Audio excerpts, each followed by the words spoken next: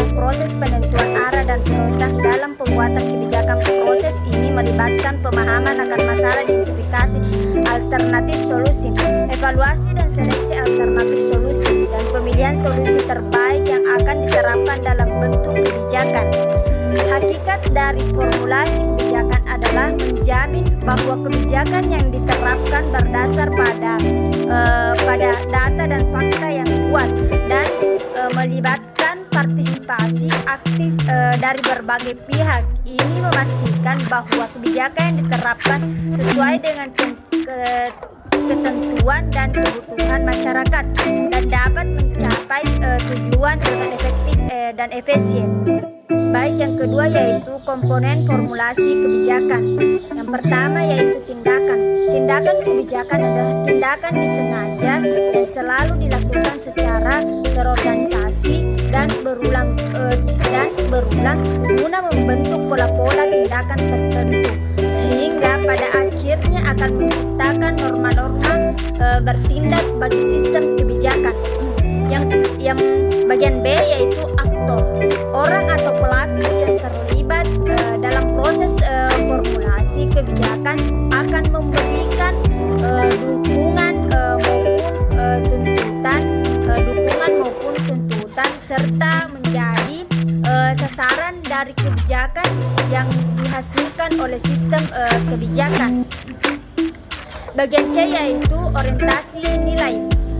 Proses formulasi kebijakan pada prinsipnya berhubungan dengan proses mengidentifikasi dan menganalisis nilai-nilai yang beraneka ragam, kemudian menentukan nilai-nilai yang relevan dengan kepentingan masyarakat, sehingga setiap kebijakan yang dihasilkan akan mempunyai implikasi nilai baik secara implisit maupun eksplisit. Baik, yang ketiga yaitu proses formulasi kebijakan. Yang pertama, identifikasi masalah. Langkah pertama dalam formulasi kebijakan adalah mengidentifikasi masalah atau isu yang akan ditangani oleh kebijakan. Yang kedua yaitu analisis masalah. Setelah masalah teridentifikasi, langkah berikutnya adalah melakukan analisis masalah untuk memahami akar masalah dan faktor-faktor yang mempengaruhinya. Ini membantu dalam membuat solusi yang tepat dan efektif. Yang ketiga yaitu identifikasi alternatif solusi. Setelah masalah dianalisis, langkah selanjutnya adalah mengidentifikasi berbagai alternatif solusi yang mungkin untuk mengatasi masalah tersebut. Yang keempat yaitu evaluasi alternatif solusi. Setelah alternatif solusi teridentifikasi, langkah berikutnya adalah melakukan evaluasi alternatif solusi untuk memahami kelebihan dan kekurangan masing-masing solusi. Baik, selanjutnya itu yang kelima, pemilihan solusi terbaik. Setelah evaluasi alternatif solusi, langkah terakhir adalah memilih solusi terbaik yang akan menjadi dasar kebijakan yang akan diterapkan. Yang keenam yaitu partisipasi stakeholder.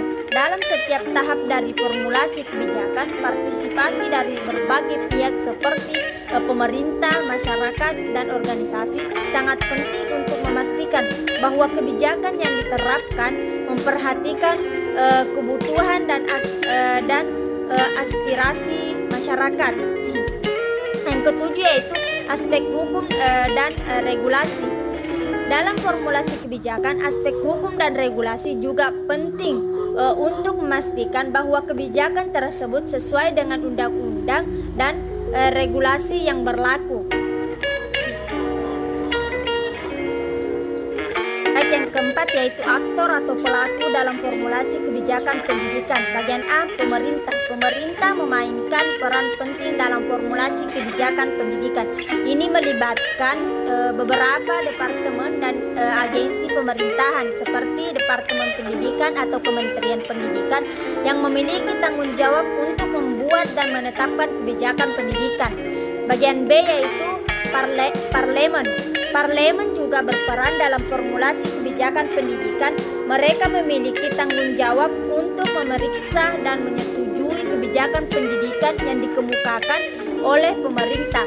Bagian C yaitu lembaga penelitian. Lembaga penelitian memiliki peran penting dalam memberikan dasar data dan analisis untuk membuat kebijakan pendidikan yang berkualitas. Bagian D yaitu kemasyarakatan. Masyarakat memiliki peran penting dalam formulasi kebijakan pendidikan. Mereka memiliki aspirasi dan kebutuhan terhadap sistem pendidikan dan memiliki hak untuk berpartisipasi dalam proses pembuatan kebijakan. Bagian E yaitu guru dan tenaga pendidikan.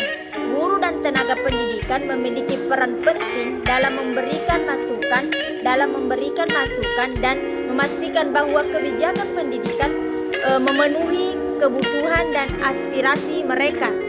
Bagian F, industri dan bisnis.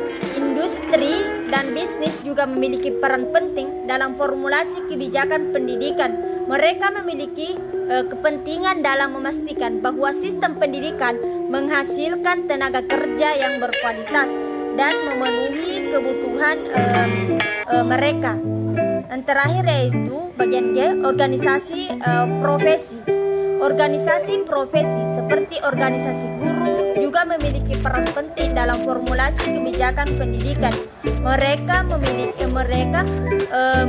aspirasi dalam kebutuhan terhadap sistem pendidikan dan memiliki hak untuk berpartisipasi dalam proses pembuatan kebijakan.